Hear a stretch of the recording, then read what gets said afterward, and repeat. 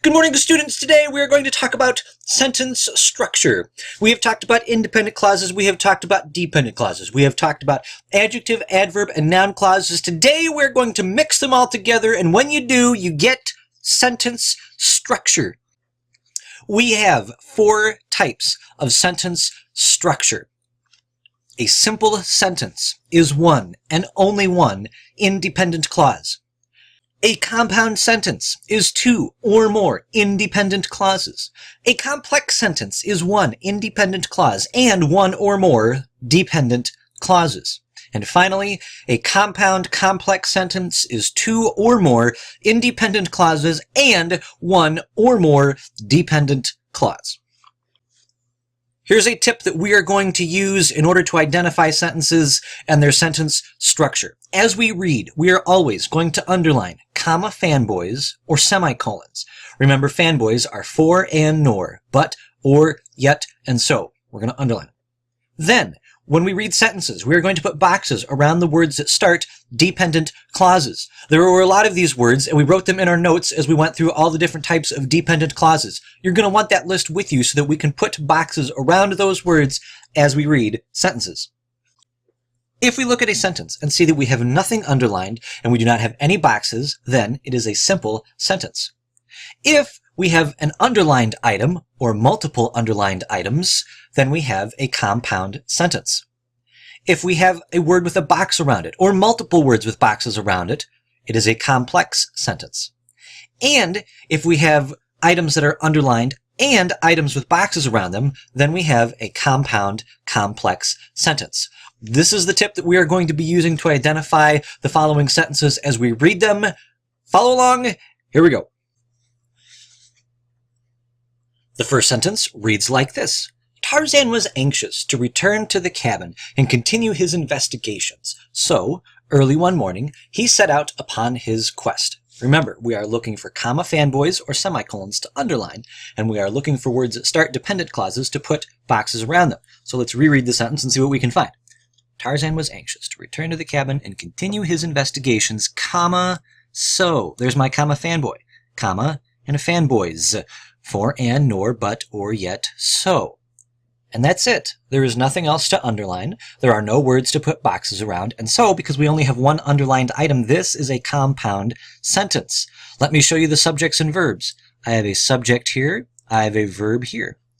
I have a subject here and a verb here. And both of these are independent clauses. We got 2 independent clauses.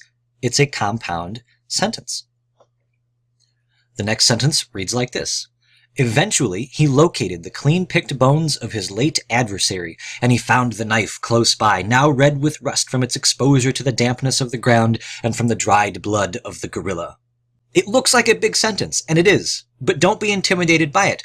We are still just looking for comma fanboys and words that start dependent clauses. So here we go.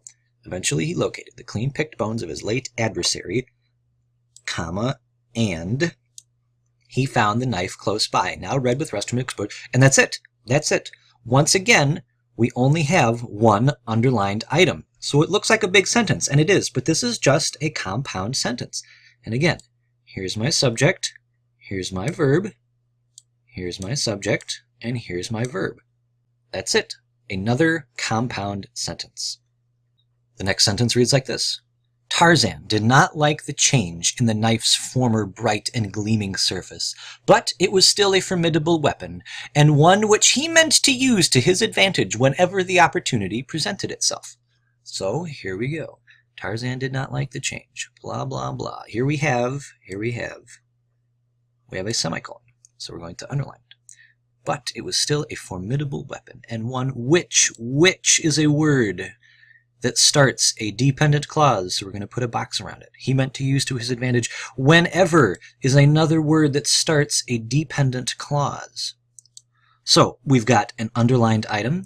We have 2 words with boxes around it, but it doesn't matter. We've got one of each, an underline and a box. So we go back and we look at our notes and we can see that this is a compound complex sentence. The next sentence reads like this. He had in mind that he would run no more from the wanton attacks of old Tublat. I'm going to name my next cat Tublat. It's going to be great. We notice that the word that starts a dependent clause, so we're going to put a box around it, and that's it. There are no comma fanboys and no semicolons because we only have one box. This is a complex sentence. Next sentence reads like this. In another moment, he was at the cabin, and after a short time, he had again thrown the latch and entered.